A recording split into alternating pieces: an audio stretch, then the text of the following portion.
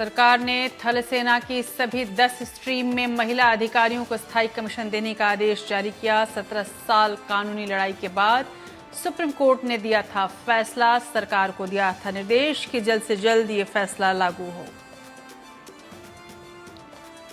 राजस्थान की सियासी लड़ाई पर सुप्रीम कोर्ट ने कहा, लोकतंत्र में असहमति को दबाया नहीं जा सकता। हाईकोर्ट के आदेश पर रोक लगाने से शीर्ष अदालत का इनकार। सोमवार को फिर होगी सुनवाई।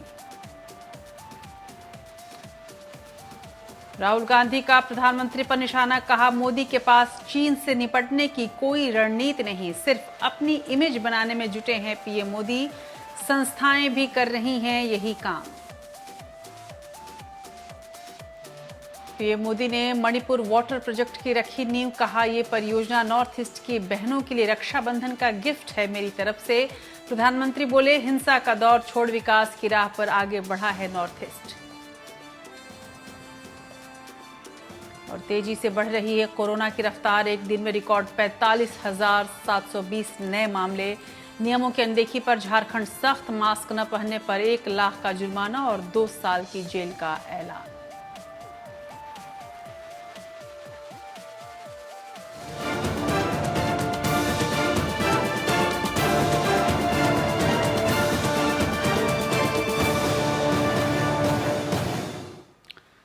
नमस्कार, आप देख रहे हैं देश की बात। मैं हूं आपके साथ राजश्री। और आज का दिन अदालत का दिन रहा और अदालत से ऐसी बड़ी खबरें आई, बड़े फैसले आए, उन फैसलों के लागू होने की खबरें आई जिन्होंने आज पूरे देश में इतिहास भी रचा है।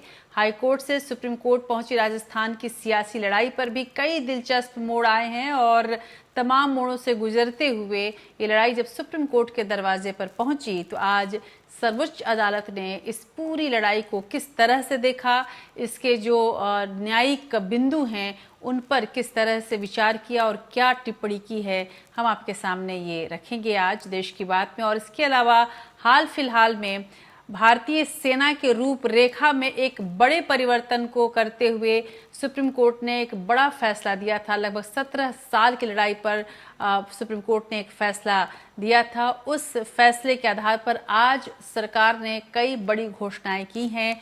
इन घोषणाओं से कैसे हम और आप जैसी महिलाओं को फायदा होने वाला है, वो तमाम लड़कियां जो कि सपना देखती हैं हम अपनी सेना में शामिल होने का, देश सेवा के लिए जाने का, अब वो रास्ता कैसे आसान हो गया है, हम आपको आज दिखाएंगे देश की बातें। इसके अलावा आज प्रधानमंत्री मोदी ने नॉर्थ ईस्ट की खासकर मणिपुर के बहनों को एक खास तोहफा दिया है।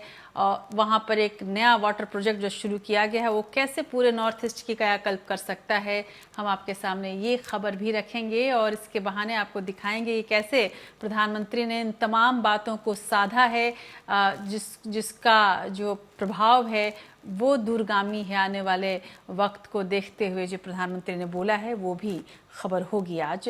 जब प्रधानमंत्री की बात चल रही है, प्रधानमंत्री मोदी की छवि तस्वीर बड़ी बदली से नजर आ रही है। कोरोना लॉकडाउन के दौरान उनकी सफ़ेद दाढ़ी और बढ़ गई है, बहुत हद तक शिवाजी के आसपास वो दिखने लगे हैं दाढ़ी के मसले में यदि मैं कहूँ तो। अब इस बदले हुए तस्वीर के हिसाब से प्रधानमंत्री ने जो आज बातें कही हैं और अभी तक जो करते आए हैं वो कैसे नागवार गुजर रहा है एक और बदले हुए नेता पर। जी हाँ, मैं बात राहुल गांधी की कर रही हूँ। उनकी भी तस्वीर काफ़ी बदल गई है इस लॉकडाउन 4 महीने के अंदर। राहुल गांधी ने एक बार फिर से कैसे प्रधानमंत्री मोदी पर निशाना साधा है और कहा है कि वो अपनी इमेज की चिंता में हैं, उनको देश की चिंता नहीं है। खासकर चीन के मसले पर प्रधानमंत्री मोदी गंभीर नहीं है, नहीं सोच रहे हैं कि इसका क्या प्रभाव पड़ सकता है। हम आपको राहुल की इस चिंता और इस चिंता के पीछे के चिंतन और उसके पीछे की राजनीति भी दिखाएंगे आज देश की बात में। इन तमाम खबरों के बीच एक बड़ी चिंताजनक खबर है और वो खबर है कोरोना की। कोरोना का मामला तेजी से बढ़ता जा रहा है। हर एक दिन हमें अलग अलग तरह के रिपोर्ट्स मिल रही हैं। कभी उम्मीद की किरण जगती है, कभी उम्मीद का दिया बुझ जाता है। आज वैसा ही एक दिन है जब ऐसा लग रहा है कि कोरोना कहर बनकर भारत पर और ज़्यादा एक तरह से दिक्कतों का सामना हमें करना पड़ सकता है और ज़्यादा मुश्किलों भरे दिन हो सकते हैं हमारे। आज हम आपको उन आंकड़ों को दिखाएंगे जो कि डराने लगे हैं। अब इधर झारखंड सरकार ने बड़ा फैसला किया है और बड़ा और कड़ा दोनों ही कहा जा सकता है। कोरोना के मद्देनजर राज्य सरकार ने कोरोना से जुड़े नियम न मानने और मास्क न पहनने वालों पर 1 लाख रुपए तक के जुर्माने का प्रावधान कर दिया है। वहीं 2 साल की सजा भी हो सकती है। लेकिन इन तमाम कोशिशों के बाद भी कोरोना की जो रफ्तार है वो कम होने का नाम नहीं ले रही है और इस तरह से इसका जो प्रभाव है वो तरह तरह से हमारे समाज पर भी पड़ रहा है, हमारे अर्थव्यवस्था पर भी पड़ रहा है। लेकिन सरकार अपनी अर्थव्यवस्था को गति देने के लिए जो कोशिशें कर रही है उन कोशिशों से क्या अंदेशा निकल रहा है, क्या उम्मीद बन रही है। अंदेशा भी मैं इसलिए कह रही हूँ कि तमाम कोशिशों के बावजूद जो हमारी अर्थव्यवस्था है वो नीचे की ओर जा रही है। ऐसे में इन तमाम जो नई नई कोशिशों का ऐलान किया जा रहा है, क्या वाकई उससे अर्थव्यवस्था ऊपर चढ़ेगी या फिर उसका जो ग्राफ है, उसकी जो रफ्तार है वो नीचे ही जाएगी, ये देखना होगा। और इसको हम आज समझने की कोशिश करेंगे कि जिस तरह से प्रधानमंत्री मोदी ने 50 से अधिक बैठकों में हिस्सा लिया और तमाम बैठकों का जो फोकस था, जो केंद्र था, वो केंद्र हम अपनी अर्थव्यवस्था है। बार बार प्रधानमंत्री मोदी कह रहे हैं कि हम अपनी अर्थव्यवस्था को संभाल लेंगे, बहुत जल्द सब चीज़ें ठीक हो जाएंगी। लेकिन जो स्थितियाँ दिख रही हैं, जो सच्चाई दिख रही है, जो वास्तविकता है वो कुछ अलग है। तो हम आज देखेंगे कि इस तमाम हिली हुई व्यवस्था के बीच गरीब और मध्यम वर्ग को क्या दिक्कतें हो सकती हैं और गरीब और मध्यम वर्ग को दिक्कत न हो इसके लिए सरकार अब कौन सी नई रणनीति बनाने की कोशिश में लगी हुई है और क्या वाकई ऐसी रणनीति कोई बन पाएगी जिससे हमारी और आपकी जो जेब है वो हल्की भी ना हो और हमारी और आपकी जो नींद है वो ख़त्म भी ना हो। हम आपको दिखाने की कोशिश आज ये करेंगे। उधर राम मंदिर को लेकर तरह तरह की बयान आ रहे हैं, तरह तरह की बातें हो रही हैं। अमित शाह ने भी आडवाणी से मुलाकात किया है। उमा भारती कह ही चुकी हैं कि हमने तो पूरी जिंदगी लगा दी है राम मंदिर को बनाने में।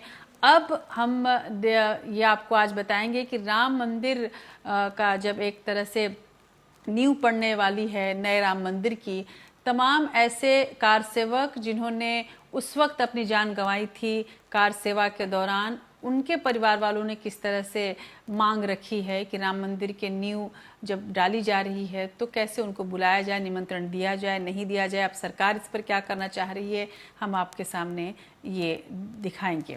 इस बीच नेपाल से बड़ी खबर आ रही है। नेपाल में ओली जिस तरह से घिर रहे थे और वहाँ पर जो चीन की राजदूत हैं वो जिस तरह से सक्रिय थी, लगातार राष्ट्रपति से भी मिल रही थी और लॉबिंग चल रही थी चीन की तरफ से। फिलहाल ओली और प्रचंड के बीच जो बातचीत हुई है उसका बहुत ठोस नतीजा तो नहीं निकला है, लेकिन ओली की सीट बचती हुई दिख रही है। आखिर ओली ने कौन सी ऐसी रणनीति बनाई, कौन सी ऐसी गोली दी है अपनी जनता को जिससे उनकी सीट बची रह गई है, हम आपको दिखाएंगे आज। इन तमाम खबरों के अलावा आज के दिन का ऐतिहासिक महत्व आपके सामने होगा और ये देखना आज ज़रूरी भी है क्योंकि आज का दिन वाकई ऐतिहासिक है भारतीय महिलाओं के मद्देनज़र। और इसके अलावा हम आपको दिखाएंगे कि आज एक ऐसे सितारे को याद करेंगे जो हमारे और आपके लिए बेहद अहम है। तो चलिए शुरू करते हैं देश की बात के इस नए सफर को।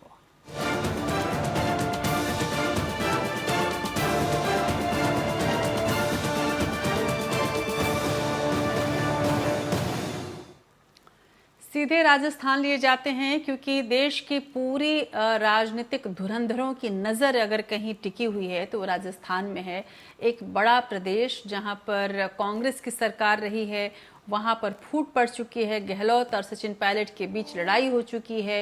लड़ाई इतनी बढ़ी कि हाई कोर्ट यानी उच्च न्यायालय के रास्ते होते होते सर्वोच्च न्यायालय तक पहुंच गई है। अब ऐसे में राजस्थान में जब गहलोत और पायलट गुट के बीच जंग छिड़ी हुई है जो कि और रोचक हो गई है, झटके पर झटका सचिन पायलट क्यों झेल रहे हैं हम आपको ये बताएं।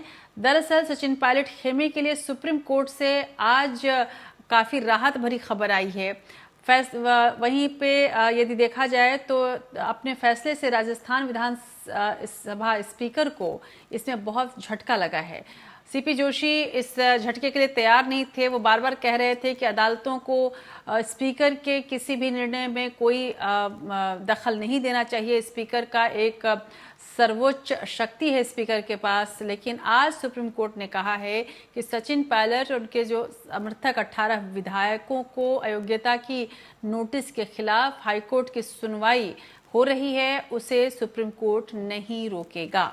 इस मामले में अब अगली सुनवाई 27 जुलाई को होगी। राजस्थान हाईकोर्ट ने बागी विधायकों की याचिका पर फैसला आने तक विधानसभा स्पीकर सीपी जोशी को इन विधायकों के खिलाफ 24 जुलाई तक कोई कार्रवाई नहीं करने को कहा है। सीपी जोशी ने इसी फैसले को सुप्रीम कोर्ट में चुनौती दी थी। हालांकि सुप्रीम कोर्ट में ये टिप्पणी की गई कि यदि मतभेद हो तो मतभेद रखना कोई गलत बात नहीं है। खासकर स्वस्थ प्रजातंत्र में असहमति की जो गुंजाइश है वो हमेशा होनी चाहिए। आज सर्वोच्च अदालत में इस पूरे मामले में किस तरह की बातें होती रहीं, क्या क्या दलीलें रखी गईं, आप इस रिपोर्ट में देखिए। राजस्थान में सियासी रार के बीच सुप्रीम कोर्ट ने बागी विधायकों के खिलाफ अयोग्यता कार्यवाही पर राजस्थान हाई कोर्ट के आदेश पर रोक लगाने से इनकार कर दिया है। शीर्ष अदालत ने कहा कि राजस्थान हाई कोर्ट विधानसभा अध्यक्ष द्वारा जारी बागी विधायकों को अयोग्य ठहराने के नोटिस के खिलाफ याचिका पर आदेश पारित कर सकता है। स्पीकर की तरफ से दलील दे रहे कपिल सिब्बल ने सुप्रीम कोर्ट से हाई कोर्ट के आदेश पर रोक लगाने की मांग की थी। इससे पहले सुनवाई के दौरान कोर्ट ने अहम टिप्पणी करते हुए कहा कि असंतोष की आवाज को दबाया नहीं जा सकता। मामले में स्पीकर की तरफ से पक्ष रख रहे कपिल सिब्बल से कोर्ट ने पूछा कि विधायकों को किस आधार पर अयोग्यता नोटिस जारी किया गया। इसका जवाब देते हुए उन्होंने कहा कि विधायक पार्टी बैठक में शामिल नहीं हुए थे, वो पार्टी विरोधी गतिविधियों में लिप्त हैं, वो हरियाणा के एक होटल में हैं, उनसे संपर्क नहीं हो रहा और वो अपनी पार्टी के खिलाफ फ्लोर टेस्ट की मांग कर रहे हैं। इसके बाद कोर्ट ने सिब्बल से पूछा, क्या लोगों द्वारा चुने गए व्यक्ति अपनी असहमति व्यक्त नहीं कर सकते? असंतोष की आवाज को दबाया नहीं जा सकता। लोकतंत्र में क्या किसी को इस तरह से रोका जा सकता है? इससे पहले सिब्बल ने कहा कि कोर्ट निर्णय का समय बढ़ाने के लिए स्पीकर को निर्देश नहीं दे सकता, ये न्यायालय के अधिकार क्षेत्र में नहीं है। सुप्रीम कोर्ट ने कहा कि मामले को विस्तार से सुनने की जरूरत है। तब सिब्बल ने कहा कि आप हाई कोर्ट के आदेश को सस्पेंड कर सकते हैं। इस पर अदालत ने कहा कि इसके लिए हमें मामले का परीक्षण करना होगा। सिब्बल ने हाई कोर्ट के आदेश पर रोक लगाने की मांग की, लेकिन सुप्रीम कोर्ट ने राजस्थान हाई कोर्ट से कहा कि वो आदेश पारित करे और सुप्रीम कोर्ट के आदेश पर हाई कोर्ट का फैसला निर्भर करेगा। Bureau report. उधर राजस्थान के सियासी उठापटक के बीच केंद्रीय जल शक्ति मंत्री गजेंद्र सिंह शेखावत पर जांच का शिकंजा कसता जा रहा है। विधायकों को खरीद फरोख्त के मामले में एसओजी पहले ही शेखावत को नोटिस जारी कर चुका है। अब जयपुर की एडिशनल डिस्ट्रिक्ट कोर्ट ने उनके खिलाफ क्रेडिट सोसाइटी घोटाले में जांच के आदेश दिए हैं। इस मामले में शेखावत की पत्नी का भी नाम है। केंद्रीय मंत्री गजेंद्र सिंह शेखावत की मुश्किलें बढ़ गई हैं। संजीवनी क्रेडिट सोसाइटी घोटाला मामले में जयपुर न्यायालय के आदेश के बाद एसओजी शेखावत से पूछताछ करेगी। एसओजी केंद्रीय मंत्री के अलावा उनकी पत्नी और उनके सहयोगी से पूछताछ करेगी। बाड़मेर निवासी गुमनाम सिंह और लाभू सिंह के अनुरोध पर कोर्ट ने संजीवनी क्रेडिट को ऑपरेटिव सोसाइटी के 824 करोड़ के घोटाले में इन सभी लोगों के खिलाफ जांच के आदेश दिए हैं। संजीवनी क्रेडिट सोसाइटी के निवेशकों की शिकायतों के बाद पिछले साल घोटाले का खुलासा हुआ था। सोसाइटी के संस्थापक और एमडी विक्रम सिंह को एसओजी ने गिरफ्तार किया था। गजेंद्र सिंह शेखावत और विक्रम सिंह प्रॉपर्टी के बिजनेस में पार्टनर रहे थे। हालांकि घोटाला सामने आने से काफी पहले ही दोनों अलग हो गए थे, लेकिन शिकायत करने वालों का आरोप है कि संजीवनी क्रेडिट सोसाइटी की बड़ी रकम शेखावत और उनके परिवार की कंपनियों में ट्रांसफर की गई। संजीवनी क्रेडिट सोसाइटी घोटाले में एसओजी ने 23 अगस्त 2019 को एफआईआर दर्ज की थी।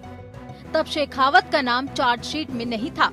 बाद में मजिस्ट्रेट कोर्ट ने भी केंद्रीय मंत्री का नाम चार्जशीट में जोड़ने की अर्जी खारिज की थी। उसके बाद याचिका लगाने वाले एडिशनल डिस्ट्रिक्ट कोर्ट पहुंचे। Bureau report, APN news. उधर राजस्थान में तो कांग्रेस कलह से जूझ ही रही है। मध्य प्रदेश में भी कांग्रेस की मुश्किलें कम होने का नाम नहीं ले रही हैं। पार्टी टूट गई, नई सरकार बन गई, उसकी अपनी सरकार चल गई, लेकिन अब भी मध्य प्रदेश में कांग्रेस को झटके पर झटका लग रहा है। अब एक और बड़ा झटका लगा है मध्य प्रदेश में। माधानता से कांग्रेस विधायक नारायण पटेल ने इस्तीफा दे दिया है। 15 दिन के अंदर कांग्रेस को ये तीसरा बड़ा झटका है। नारायण पटेल के इस्तीफे के साथ ही राज्य में कांग्रेस विधायकों की संख्या 87 रह गई है। कांग्रेस से मध्य प्रदेश में विधायक नहीं संभल रहे हैं। कुल मिलाकर यदि देखें तो उधर पूर्व सीएम कमलनाथ लगातार विधायकों को एकजुट करने की कोशिश में लगे हुए हैं। इसके बावजूद भी इस्तीफों का दौर थम ही नहीं रहा। इससे पहले कांग्रेस विधायक प्रद्युम्न सिंह लोधी और सुमित्रा देवी पार्टी छोड़ चुके हैं। उसके बाद कमलनाथ ने भोपाल में विधायकों की बैठक भी की थी, लेकिन उसका असर अभी तक दिखा नहीं। बैठक के 3 दिन बाद ही एक और बड़े विधायक ने, शक्तिशाली विधायक ने इस्तीफा दिया है। तो एक तरफ पार्टी टूटती जा रही है, राज्यों में कमजोर होती जा रही है, उधर पार्टी के केंद्र में बैठे राहुल गांधी किसी और ही मसले को लेकर परेशान हैं। चीन के साथ सीमा विवाद को लेकर कांग्रेस नेता राहुल गांधी लगातार केंद्र सरकार और प्रधानमंत्री नरेंद्र मोदी पर हमला बोल रहे हैं। राहुल गांधी वीडियो सीरीज सत्य का सफर राहुल गांधी के साथ के जरिए सरकार को निशाने पर ले रहे हैं। इस सीरीज की तीसरी कड़ी उन्होंने जारी की है, जिसमें उन्होंने प्रधानमंत्री नरेंद्र मोदी पर निशाना साधा है। राहुल ने कहा कि चीन सीमा के अंदर आकर बैठ गया है और पीएम मोदी अपनी इमेज बनाने में, अपनी छवि बनाने में लगे हुए हैं और संस्थाएं जितनी भी हैं वो उन्हीं की राह पर चलकर छवि बना रही हैं और उनकी छवि बनाने में वो संस्थाएं मदद कर रही हैं। कांग्रेस के पूर्व अध्यक्ष के मुताबिक सरकार के पास चीन की चुनौती से निपटने के लिए कोई ठोस रणनीति नहीं है। वो बिना किसी दृष्टिकोण के चीन से निपटने की कोशिश कर रहे हैं, जो कि नहीं हो सकता। राहुल ने कहा कि बड़े स्तर पर सोचने से ही भारत की रक्षा की जा सकती है।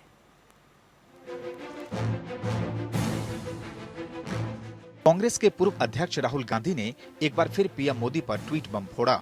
राहुल ने ट्वीट करके न सिर्फ प्रधानमंत्री नरेंद्र मोदी पर सवाल उठाए, बल्कि चीन से भारत को कैसे निपटना चाहिए इसे लेकर एक वीडियो भी साझा किया।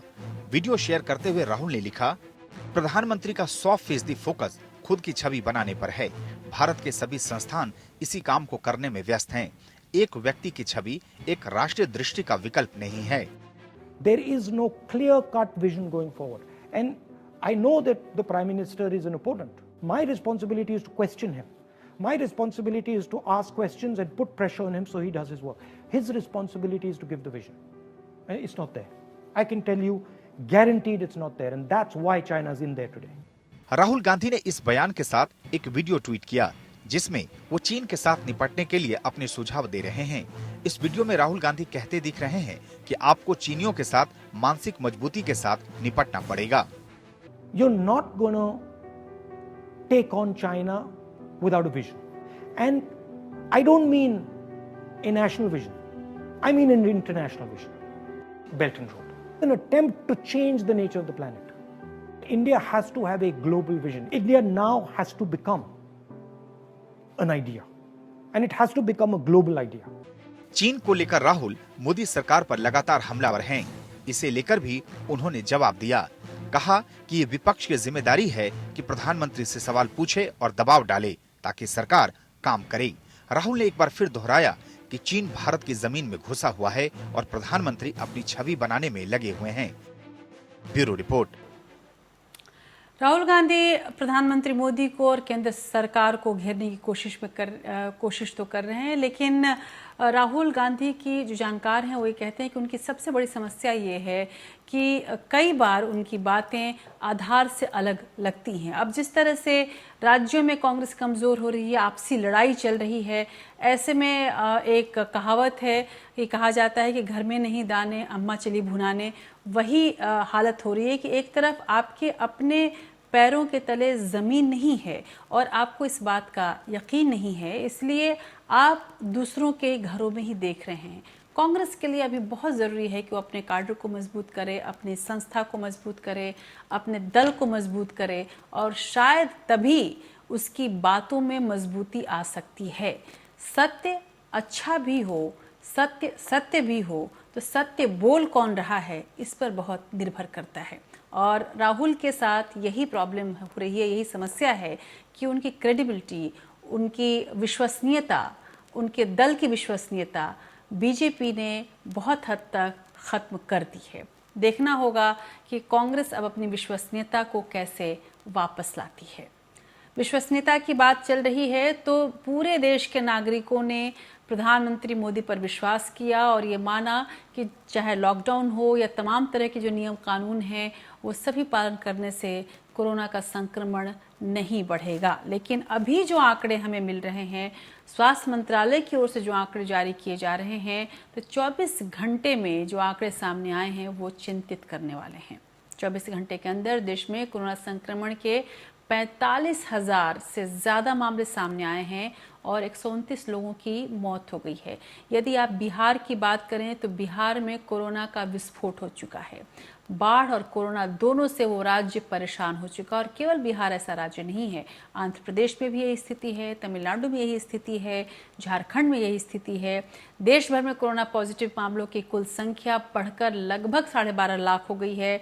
इनमें से 4,26,000 अभी तक सक्रिय मामले हैं। ये वो मामले हैं जो नोटिफाई हैं, जो रिकॉर्डेड हैं, जबकि 7,82,607 लोगों के ठीक होने की खबर है। उधर भारत में पिछले 20 दिन में कोरोना के रोजाना मामलों में 65% का इजाफा हुआ है, जो लगातार होता जा रहा है। ये बढ़ोतरी रोज हो रही है और इस बढ़ोतरी की यदि आप प्रतिशतता में इसको जांचें तो अमेरिका से ये 2.5 गुना ज़्यादा है। पिछले 50 दिन में हर दिन आने वाले मामलों में 300% से ज़्यादा का उछाल दर्ज किया गया है, जबकि अभी भी हमारे देश की जो स्वास्थ्य व्यवस्था है वो चरमराई हुई है। अभी भी कोरोना पॉजिटिव्स की जो जांच है हम उस तरह से नहीं कर पा रहे हैं जैसा हमने सोचा था। इस समय दुनिया में रोज सामने आ रहे कुल मरीजों का 20% अकेले भारत के हैं। आप समझ सकते हैं कि कोरोना संक्रमण किस तरह से भारत पे तेजी से बढ़ रहा है। ऐसे में आने वाले दिन बहुत मुश्किलों भरे रह सकते हैं, ऐसा अंदेशा है। आप एक रिपोर्ट देखें और इस रिपोर्ट के जरिए हम आपको समझाने की कोशिश कर रहे हैं कि कैसे आपको सभी को कोरोना से बचकर रहने की ज़रूरत है। ये आंकड़े आपको डरा ज़रूर रहे हैं, लेकिन इनसे डरने के बजाय इनसे बचने के उपाय ढूंढने ज़रूरी हैं। इस समय दुनिया में हर दिन कोरोना संक्रमण के 2 लाख से ज्यादा मरीज मिल रहे हैं। इनमें से 20% मरीज भारत में मिल रहे हैं। अमेरिका और ब्राजील में हर रोज आने वाले मामले स्थिर हो चुके हैं, लेकिन भारत में इनकी संख्या लगातार बढ़ रही है। 15 मई तक देश में दुनिया के 3.8% मरीज मिल रहे थे। 1 जून तक ये हिस्सेदारी बढ़कर 7.3% हो गई, जबकि 15 जून तक दुनिया के 8.1% मरीज भारत में आने लगे। 1 जुलाई तक ये हिस्सेदारी 10.8% और 21 जुलाई तक बढ़कर 20% हो गई। भारतीय आयुर्विज्ञान अनुसंधान परिषद यानी कि ICMR के आंकड़ों के मुताबिक देश में 21 जुलाई तक 1,47,24,546 सैंपल की जांच की जा चुकी है। अमेरिका, ब्राजील और भारत इस वक्त दुनिया के 3 सबसे संक्रमित देश हैं। तीनों देशों में सिर्फ भारत ही ऐसा है जहां रोज नए केस आने के मामले लगातार बढ़ रहे हैं। कोरोना से हुई कुल मौतों के मामले में भी भारत 7वें नंबर पर पहुंच गया है।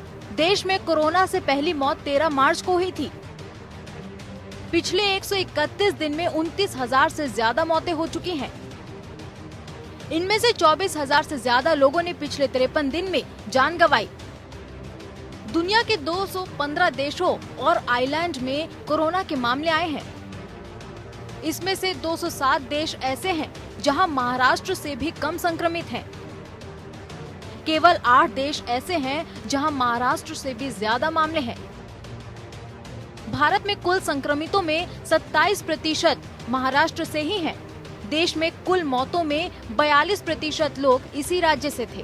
दुनिया के कुल कोरोना संक्रमित मरीजों में से करीब 61% मरीज ठीक हो चुके हैं। वहीं भारत में अब तक 7,83,000 मरीज ठीक हुए हैं।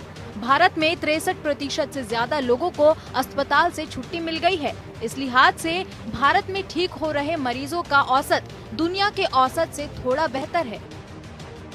Bureau report, APN news. उधर जैसे कि बात हो रही है बचने की, तो कोरोना की बढ़ती रफ्तार को रोकने के लिए केंद्र और राज्य सरकारें कई ज़रूरी उपाय कर रही हैं, कई ज़रूरी कदम उठा रही हैं। बावजूद इसके जो आंकड़े हमने आपको दिखाए उससे स्पष्ट हो रहा है कि कोरोना काबू में नहीं आ पा रहा है और इसमें कहीं ना कहीं सामाजिक जागरूकता की एक बड़ी कमी दिख रही है। और यही कारण है कि झारखंड सरकार ने झारखंड संक्रामक रोग अध्यादेश 2020 को मंजूरी दी है। इस अध्यादेश के तहत कोरोना पर जारी दिशा निर्देशों का उल्लंघन करने वालों के खिलाफ कार्रवाई की जा सकेगी। इसके तहत 1 लाख रुपए तक का जुर्माना और 2 वर्ष की सश्रम कारावास की सजा का प्रावधान किया गया है। एक और जहां झारखंड में सरकार नियम सख्त कर रही है, वहीं यूपी की राजधानी लखनऊ में नियम का पालन कराने वाले पुलिसकर्मी बिना मास्क के मस्ती करते हुए, घूमते हुए, बात करते हुए नजर आए। झारखंड सरकार ने कोरोना वायरस को लेकर बनाए गए नियमों की अनदेखी करने वाले लोगों पर सख्ती बरतना शुरू कर दिया है। हेमंत सोरेन सरकार ने कहा है कि नियमों की अनदेखी करने वाले और मास्क नहीं पहनने वाले लोगों को 1 लाख रुपए जुर्माना और 2 साल की जेल हो सकती है। झारखंड कैबिनेट ने संक्रामक रोग अध्यादेश 2020 पारित कर दिया है। इसमें कहा गया है कि राज्य के भीतर सुरक्षा प्रोटोकॉल का उल्लंघन करने और मास्क नहीं पहनने पर 1 लाख रुपए का जुर्माना लगाया जाएगा। इसके साथ ही 2 साल की जेल की सजा भी हो सकती है। मास्क बहुत जरूरी है, मास्क नहीं पहने तो फाइन भी करेगा। मास्क अपने लिए जरूरी, हेल्थ के लिए, दूसरों के लिए भी जरूरी है। मास्क लगा के ही चलना है किसी को भी। आम आदमी तो बेचारा रोड पर ही रह जाता है, तो एक तो वो स्वास्थ्य के प्रति भी अपना इलाज नहीं मिल पाता है और दूसरा ये दोहरा मार हो जाएगा ये फाइनेंशियल पनिशमेंट वाला।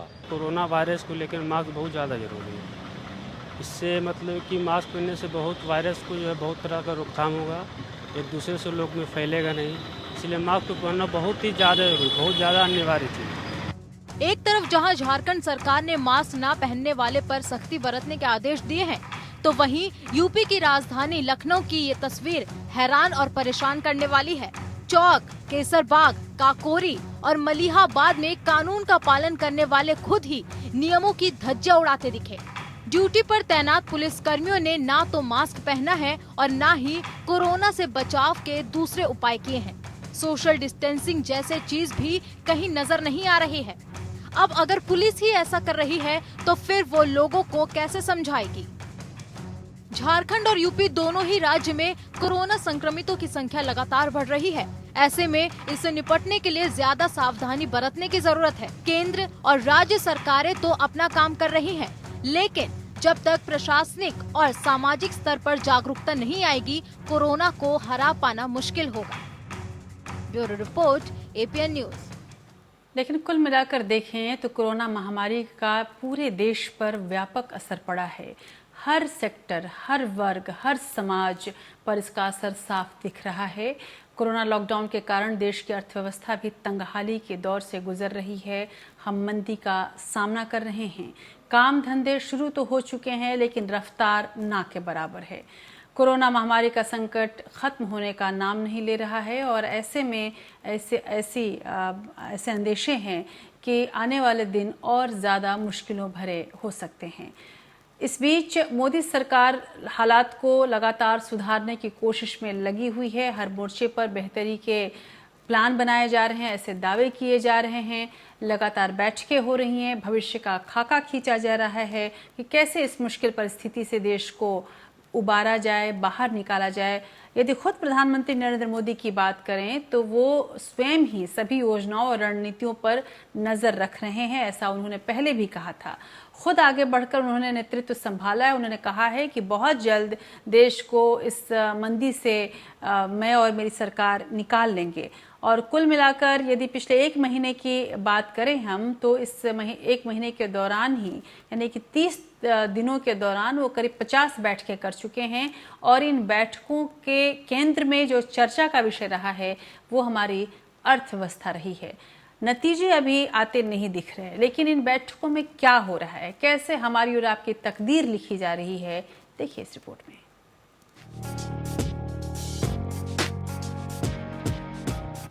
पीएम नरेंद्र मोदी ने पिछले 1 महीने के दौरान कोरोना से लेकर अन्य मामलों पर 50 से ज्यादा बैठकें की हैं। विकास कार्यों का खाका खींचने से लेकर कई क्षेत्रों में सुधार वाले फैसले प्रधानमंत्री ने किए हैं। पीएम मोदी ने इस दौरान कोरोना महामारी से निपटने के लिए भी कई बड़े फैसले किए। सूत्रों के अनुसार बैठकों में क्षेत्रवार राहत देने पर भी चर्चा हुई है और आने वाले दिनों में इसे लेकर बड़े ऐलान किए जा सकते हैं। कोरोना संकट के कारण सामान्य बैठकें और सार्वजनिक कार्यक्रम आयोजित नहीं किए जा रहे हैं। बावजूद इसके पीएम मोदी का पूरा दिन कई वर्चुअल बैठकों से भरा रहता है। अधिकारी भी लगातार अलर्ट मोड पर हैं और हर बैठक में शरीक हो रहे हैं। इस दौरान कई मुद्दों पर चर्चा होती है और विकास को कैसे गति दी जाए इस पर मंथन होता है। कोरोना के अलावा पीएम मोदी कई और बैठकों में भी हिस्सा ले रहे हैं। इनमें इंफ्रास्ट्रक्चर, स्वास्थ्य, कृषि और आर्थिक मामलों से जुड़ी बैठकें प्रमुख हैं। केंद्र सरकार गरीब और मध्यम वर्ग परिवारों को लेकर भी लगातार चर्चा कर रही है कि कैसे उनके लिए कल्याणकारी नीतियां बनाई और लागू की जाएं। खबरों के मुताबिक बैठकों में अलग अलग मंत्रालयों और विभागों के शीर्ष अधिकारी पीएम को अपना प्रेजेंटेशन भी दे रहे हैं। माना जा रहा है कि कोरोना महामारी को देखते हुए सरकार जल्द ही अर्थव्यवस्था से जुड़े कुछ बड़े ऐलान कर सकती है। साथ ही कई क्षेत्रों के बारे में फैसला लिया जा सकता है। Bureau report. फैसले लेने की बात चल रही है तो एक बड़ा फैसला लिया है सरकार ने। प्रधानमंत्री नरेंद्र मोदी ने मणिपुर को एक नई सौगात दी है। हर घर जल मिशन के तहत यहां पर वाटर सप्लाई प्रोजेक्ट की आधारशिला रखी गई है। इस दौरान प्रधानमंत्री मोदी ने लोगों को संबोधित किया और कहा कि ये जल परियोजना नॉर्थ ईस्ट की बहनों के लिए रक्षाबंधन का तोहफा है मेरी ओर से। नॉर्थ ईस्ट अब विकास के दौर में शामिल हो गया है और यहाँ हिंसा का दौर बीते जमाने की बात हो गई है। प्रधानमंत्री मोदी ने कहा कि जल्द ही नॉर्थ ईस्ट देश के विकास का इंजन बन जाएगा।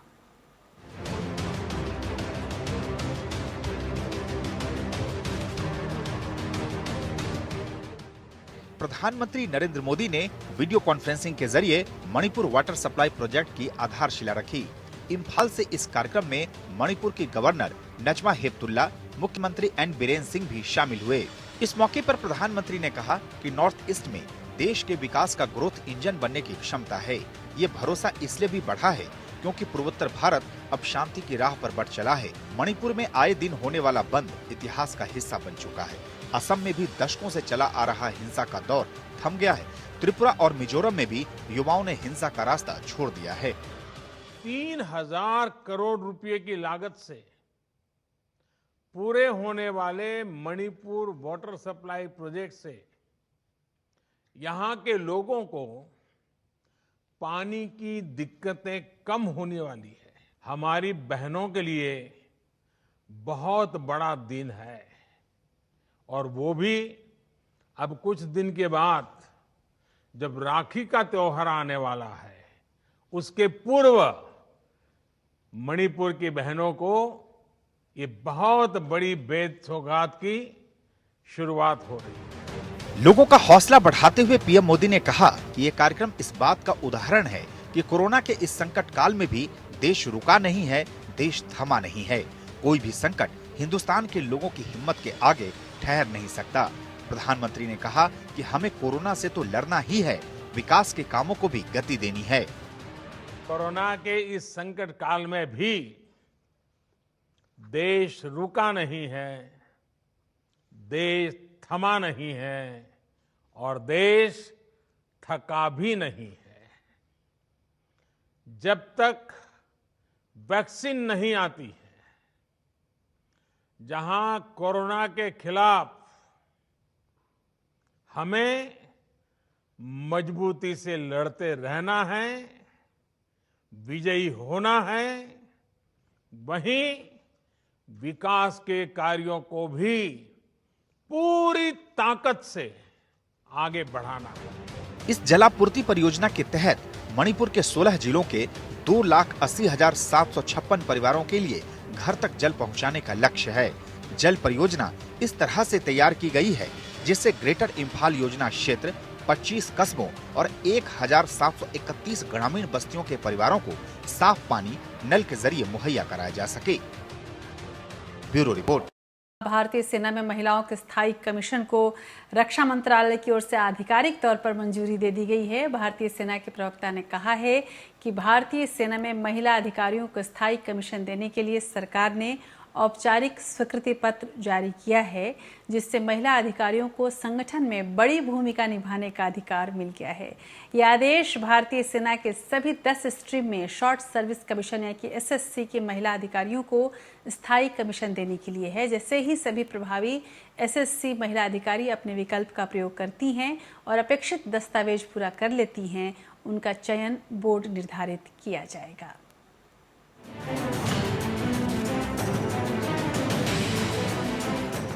रक्षा मंत्रालय ने भारतीय सेना में महिला अधिकारियों को स्थायी कमीशन देने के लिए औपचारिक सरकारी स्वीकृति पत्र जारी किया है, जिससे महिला अधिकारियों को संगठन में बड़ी भूमिका निभाने का अधिकार मिल गया है। आदेश के अनुसार शॉर्ट सर्विस कमीशन यानी कि एसएससी की महिला अधिकारियों को भारतीय सेना के सभी 10 हिस्सों में स्थायी कमीशन की अनुमति प्रदान की गई है। महिला अधिकारी अब army, air defence, signal engineer, army aviation, electronics, mechanical engineering, army service corps, army ordinance corps और इंटेलिजेंस कॉर्प्स में भी स्थायी कमीशन हासिल कर पाएंगी। इसके साथ साथ जज and advocate general, army educational corps में भी ये सुविधा मिलेगी। इस आदेश के बाद जल्द ही परमानेंट कमीशन सिलेक्शन बोर्ड की ओर से महिला अफसरों की तैनाती हो सकेगी। इसके लिए सेना मुख्यालय ने कई अन्य कदम भी उठाए हैं। हालांकि यह नियुक्ति कॉम्बैट ऑपरेशन में नहीं होगी। सुप्रीम कोर्ट ने भी अपने फैसले में इसे अलग रखा था। सेना की ओर से जारी बयान में कहा गया है कि भारतीय सेना की सभी महिला अधिकारियों को देश की सेवा करने का मौका देने के लिए पूरी तरह तैयार है। स्थायी कमीशन को लेकर काफी वक्त से मांग की जा रही थी। सुप्रीम कोर्ट में भी इस मामले में सुनवाई हुई थी। 17 फरवरी को एक ऐतिहासिक फैसले में शीर्ष अदालत ने केंद्र को निर्देश दिया था कि 3 महीने के भीतर महिला अधिकारियों को परमानेंट कमीशन दिया जाए। इसके साथ इस महीने की शुरुआत में कोरोना महामारी को देखते हुए सुप्रीम कोर्ट ने फैसले को लागू करने के लिए केंद्र और एक और महीने की अनुमति दी थी। Bureau report, APN news. यानी कि स्थायी कमीशन दिए जाने का मतलब ये है कि महिला सैन्य अधिकारी अब रिटायरमेंट की उम्र तक सेना में काम कर सकेंगी। अगर वो चाहें तो पहले भी नौकरी से इस्तीफा दे सकती हैं। अब तक शॉर्ट सर्विस कमीशन के तहत सेना में नौकरी कर रही महिला अधिकारियों को अब स्थायी कमीशन चुनने का विकल्प दे दिया गया है। स्थायी कमीशन के बाद महिला अधिकारी पेंशन के भी हकदार हो जाएंगी। भारतीय सैन्य सेवा में महिला अधिकारियों की शॉर्ट सर्विस कमीशन एसएससी के माध्यम से अभी तक भर्ती की जाती रही है, जिसके बाद वो 14 साल तक सेना में नौकरी कर सकती हैं। इस अवधि के बाद उन्हें रिटायर कर दिया जाता है। हालांकि 20 साल तक नौकरी न कर पाने के कारण रिटायरमेंट के बाद उन्हें पेंशन नहीं दी जाती है। उधर सुप्रीम कोर्ट ने कोविड-19 महामारी के कारण वकीलों को पेश आ रही वित्तीय कठिनाइयों का स्वयं संज्ञान लिया है। प्रधान न्यायाधीश एस ए बोबडे की अध्यक्षता वाली बेंच ने बार काउंसिल ऑफ इंडिया द्वारा दायर एक याचिका पर सुनवाई के दौरान केंद्र, बार काउंसिल ऑफ इंडिया, राज्य बार काउंसिल, प्रत्येक हाईकोर्ट के रजिस्ट्रार जनरल और मान्यता प्राप्त हाईकोर्ट बार एसोसिएशन को नोटिस जारी किया है। अदालत ने इन सभी को 2 सप्ताह के भीतर ये बताने के लिए निर्देशित किया है कि योग्य वकीलों के लिए राहत फंड क्यों नहीं स्थापित किया जा सकता। याचिका में केंद्र, राज्यों और केंद्र शासित प्रदेश सरकारों को महामारी के चलते मुकदमेबाजी के घटते कार्य के कारण हुए नुकसान पर वकीलों की वित्तीय सहायता के लिए दिशा निर्देश मांगे गए हैं। इस याचिका में कहा गया है कि लॉकडाउन के कारण मार्च 2020 से पूरे देश में न्यायालयों और न्यायाधिकरणों के लंबे समय तक बंद रहने से अधिवक्ताओं को उनकी आय का एकमात्र स्रोत होने से वंचित कर दिया गया है। सीजेआई की अध्यक्षता वाली बेंच ने कहा कि महामारी ने नागरिकों के अधिकारों और विशेष रूप से कानूनी बिरादरी को भारी नुकसान पहुंचाया है। ऐसे अभूतपूर्व संकट के समय अभूतपूर्व कदम उठाने की जरूरत होती है। सीजेआई ने आगे कहा कि ये एक विकट परिस्थिति है।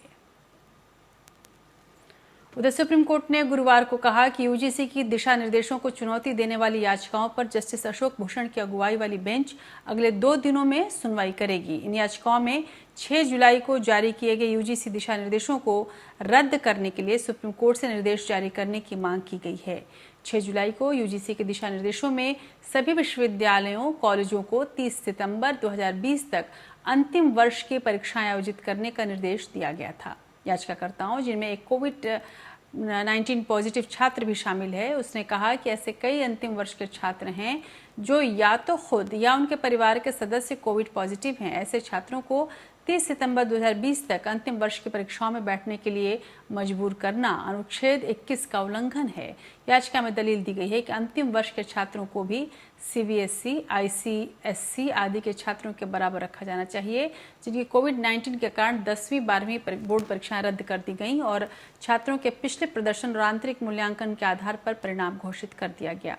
याचिकाकर्ताओं ने UGC को आंतरिक मूल्यांकन पूरा करने के निर्देश देने की मांग की है और 31 जुलाई 2020 को या उससे पहले अंतिम वर्ष के सफल छात्रों को डिग्री अवार्ड करने के निर्देश देने को कहा है। सुप्रीम कोर्ट ने गुरुवार को सेंट्रल विस्टा परियोजना के खिलाफ दाखिल याचिका पर सुनवाई टाल दी, जिसके तहत लुटियंस दिल्ली में एक नई संसद और केंद्र सरकार के अन्य कार्यालयों के निर्माण का फैसला किया गया है। Justice AM Khanwilkar, justice Dinesh Maheshwari और जस्टिस संजीव खन्ना की पीठ ने सॉलिसिटर जनरल की दलील पर ध्यान देते हुए कहा कि वो आज बहस करने के लिए समय नहीं दे पाएंगे।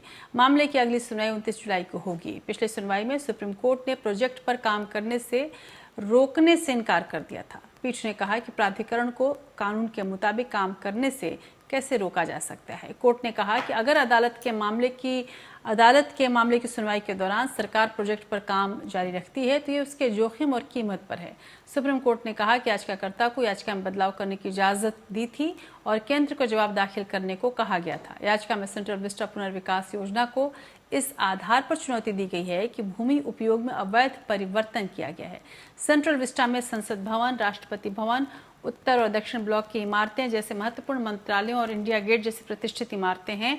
केंद्र सरकार एक नया संसद भवन, एक नया आवासीय परिसर बनाकर उसका पुनर्विकास करने का प्रस्ताव कर रही है, जिसमें प्रधानमंत्री और उपराष्ट्रपति के अलावा कई नए कार्यालय और भवन होंगे।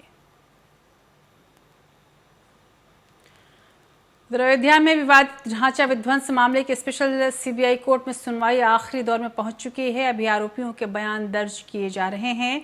गुरुवार को BJP के वरिष्ठ नेता मुरली मनोहर जोशी का बयान दर्ज हुआ, जबकि शुक्रवार को पूर्व उप प्रधानमंत्री लाल कृष्ण आडवाणी का बयान दर्ज होने की उम्मीद है। इसके पहले अमित शाह ने लाल कृष्ण आडवाणी से मुलाकात की। स्पेशल CBI कोर्ट को 31 अगस्त तक मामले की सुनवाई पूरी करनी है। विवादित ढांचा विध्वंस मामले में 86 साल के मुरली मनोहर जोशी ने CBI कोर्ट के स्पेशल जज SK यादव के सामने वीडियो कॉन्फ्रेंसिंग के जरिए अपना बयान दर्ज कराया। इसी साल 8 मई को सुप्रीम कोर्ट ने लखनऊ के स्पेशल CBI कोर्ट को 31 अगस्त तक इस केस में फैसला सुनाने का आदेश दिया था। उसके बाद से इस केस की दैनिक आधार पर नियमित सुनवाई हो रही है। इस मामले में लाल कृष्ण आडवाणी, मुरली मनोहर जोशी, कल्याण सिंह, विनय कटियार, उमा भारती जैसे BJP के कई दिग्गज नेता आरोपी है। मामले में CBI कोर्ट में कुल 32 आरोपियों के बयान दर्ज होने हैं। अब तक 20 से ज्यादा आरोपियों के बयान दर्ज हो चुके हैं। इससे पहले 2 जुलाई को उमा भारती कोर्ट में अपना बयान दर्ज करा चुकी हैं, जबकि शुक्रवार को 92 साल के लाल कृष्ण आडवाणी भी अपना बयान दर्ज करा सकते हैं। विवादित ढांचा गिराने के मामले में कुल 49 लोगों को आरोपी बनाया गया था। इनमें से बाला साहेब ठाकरे और अशोक सिंघल समेत 17 आरोपियों की मौत हो चुकी है। इस तरह अब 32 आरोपी ही बचे हैं। Bureau report. कुछ और खबरों की ओर रुख करते हैं। विदेश मंत्री S जयशंकर ने कहा है कि अमेरिका को अलायंस से ऊपर उठना चाहिए और एक बहुध्रुवीय दुनिया में रहना सीखना चाहिए। विदेश मंत्री ने US इंडिया बिजनेस काउंसिल के इंडिया आइडियाज समिट में ये बातें कही हैं। जयशंकर ने इससे पहले भी कहा है कि भारत न कभी किसी गुट का हिस्सा था और न ही कभी होगा। यह बयान इसलिए भी महत्वपूर्ण है क्योंकि चीन के खिलाफ अमेरिका जो लामबंदी कर रहा है, अलायंस बना रहा है, उससे भारत की बड़ी भूमिका वो देख रहा है। जयशंकर ने यह भी कहा है कि दुनिया अब काफी बदल गई है और कई देश वैश्विक बदलाव में अपनी अहम भूमिका निभा रहे हैं। ऐसे में किसी गुट में जाने का कोई अर्थ नहीं है। भारत ने न पहले कभी ऐसा किया था और न ही अब ऐसा करने जा रहा है।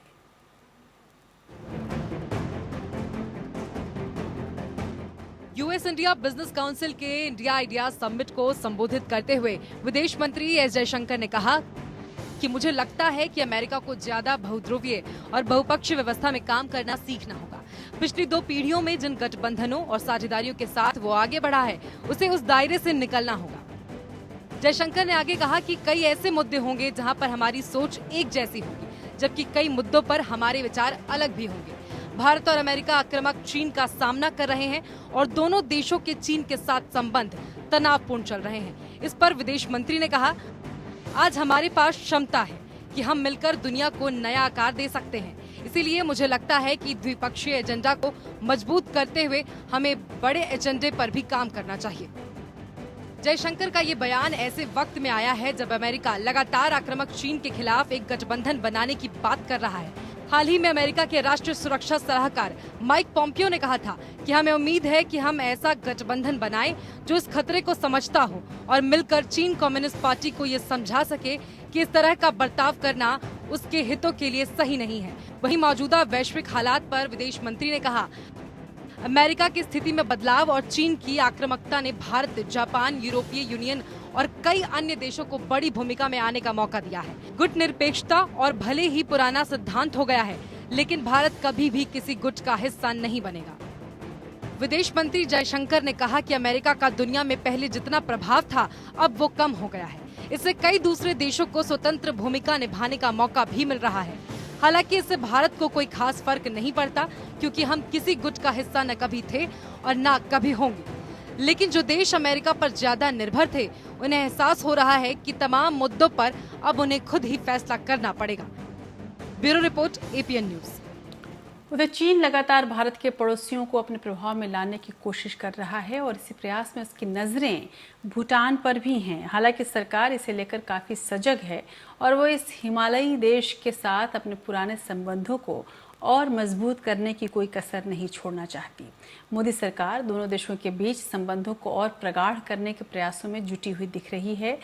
ट्रेड पॉइंट्स की यदि हम बात करें तो ट्रेड पॉइंट्स से लेकर रेल लिंक तक सभी प्रयास किए जा रहे हैं ताकि भूटान को चीन के प्रभाव से दूर रखा जा सके। देखिए रिपोर्ट। पिछले हफ्ते भारत और भूटान के बीच एक नया व्यापार मार्ग खोला गया है। इसके बाद भारत सरकार और भूटान के साथ एक और स्थायी लैंड कस्टम स्टेशन खोलने के अनुरोध को भी स्वीकार कर सकती है। इससे भूटान को भारत और बांग्लादेश में अपना निर्यात बढ़ाने में मदद मिलेगी। इसके अलावा खबर ये भी है कि भारत भूटान के साथ एक और इंटीग्रेटेड चेक पॉइंट खोलने पर भी विचार कर रहा है। ये कदम इसलिए भी जरूरी हो जाता है क्योंकि भूटान पर चालबाज चीन की पैनी नजर है। भूटान भारत का एकमात्र ऐसा पड़ोसी है जिसने चीन के महत्वाकांक्षी बेल्ट रोड इनिशिएटिव यानी BRI का हिस्सा बनने से इनकार कर दिया है। भारत सरकार को इस बात का एहसास है कि भूटान पर चीन लगातार दबाव बना रहा है। हाल ही में उसने भूटान के पश्चिम और अरुणाचल प्रदेश के करीब के इलाके पर अपना दावा जताया है। चीन की चालबाजी से भूटान को बचाने के लिए भारत लगातार प्रयास कर रहा है। इसी कड़ी में पश्चिम बंगाल के मुजनई और भूटान के न्योपलिंग के बीच रेल लिंक स्थापित करने के लिए भी अध्ययन चल रहा है। Bureau report, APN news. उधर नेपाल के प्रधानमंत्री KP शर्मा ओली और सत्तारूढ़ पार्टी अध्यक्ष पुष्पकमल दहल प्रचंड के बीच अब सुलह के आसार नजर आने लगे हैं। 21 जून को ही पार्टी की बैठक में प्रचंड ने अपने सुर को नरम रखा। पिछले 1.5 महीने से ओली के प्रधानमंत्री पद और पार्टी अध्यक्ष से इस्तीफा देने की रट लगाए हुए प्रचंड ने बैठक के दौरान एक बार फिर इस मुद्दे को नहीं उठाया। इस बैठक के पहले 2 घंटे तक ओली और प्रचंड ने अलग से विचार विमर्श भी किया। कहा जा रहा है कि PM ओली और प्रचंड के बीच एक सीक्रेट डील हुई है जिसके तहत आने वाले कुछ दिनों में नेपाली कैबिनेट में फेरबदल किया जाएगा। इस दौरान प्रचंड गुट के कई नेताओं को कैबिनेट में मलाईदार पद मिलने की संभावना हुई है और ये भी कहा जा रहा है कि ये पूरी डील चीन के देखरेख में हुई है। गौरतलब है कि चीन की राजदूत जो इस वक्त ओली के लिए लॉबिंग कर रही थी, उनका भी ये प्रभाव माना जा रहा है और अब इससे ये बात साबित हो रहा है कि नेपाल की राजनीति में चीन ने सीधे सीधे दखल देनी शुरू कर दी है।